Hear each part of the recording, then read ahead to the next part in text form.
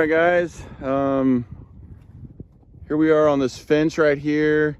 It's going across right down in here. It's going from one draw to the next draw, and you can see we're in these fields right here. So this is the closest spot from this draw to that draw, and you can see there's a trail here along this fence that the deer are using and also the predators are using. And this morning we picked up this red fox right here.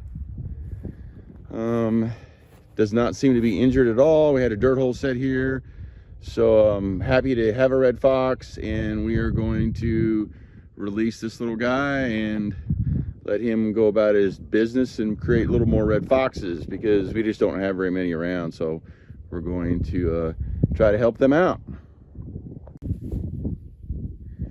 Okay, guys, we got this reset from just catching this red fox.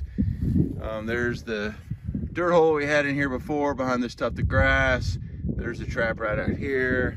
Obviously there's a bit of a catch circle here, and everything smells like a red fox, so we didn't use urine or anything. Just rebaited it, put a little federales down in the hole along with a little Violator 7, and we're back in business. We did use some antifreeze on this set just to try to keep it from freezing, just because it's supposed to rain again and storm again tonight, and then it'd be cold behind that. So try to keep these things from not freezing. But my guess is if we get the storm that they're saying, these are all going to be an absolute mess come Saturday, and I'll end up having to probably mess with a bunch of them anyway to keep them working. But we'll see what we can't do with this.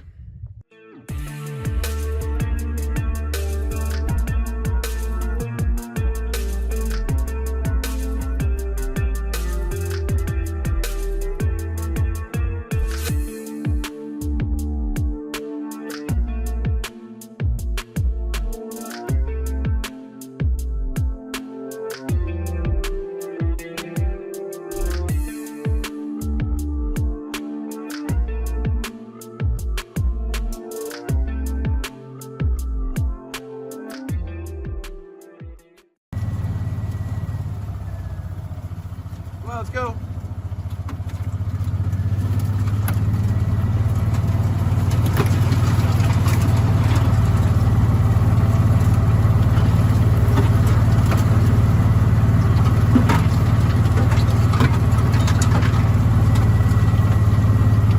We're on the very back portion of this property now. We haven't even got back here to this portion yet. And where we are is we're on this 2-track. There's the 2-track here, and then there's the 2-track right here, and then there's the 2-track right here. So we're at this 3-way intersection right here. If we take this 2-track, it goes down and basically butts up against the government and basically just drives through big forest for an extended period of time. And then this one goes across the top of this mountain here, down through a big canyon, through big forest, and then eventually dumps back out into the lower part of the property where we have some other traps. And then this one, if you take this trail, 2-track, it actually goes down and keeps going to where the lower part of the properties are in that creek on those bottoms, and goes right past that one gate where we've got a couple traps set, where we've caught a couple cats and things like there. But I had not journeyed this far back up in here as of yet. So had Athena, the trapping dog, with me, obviously the best catch I've ever made trapping.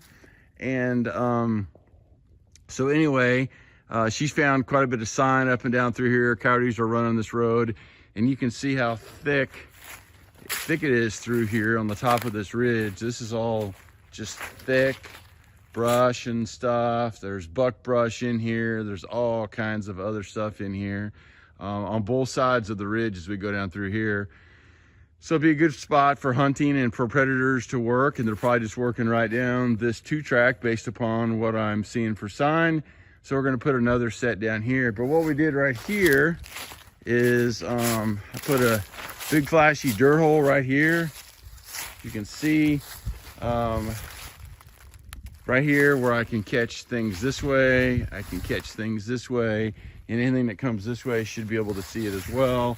Made a big old mess, made a big bomb that went off here basically. Big old deep hole. I was actually able to put a pretty deep hole right here, get an earth anchor in, and that is our set.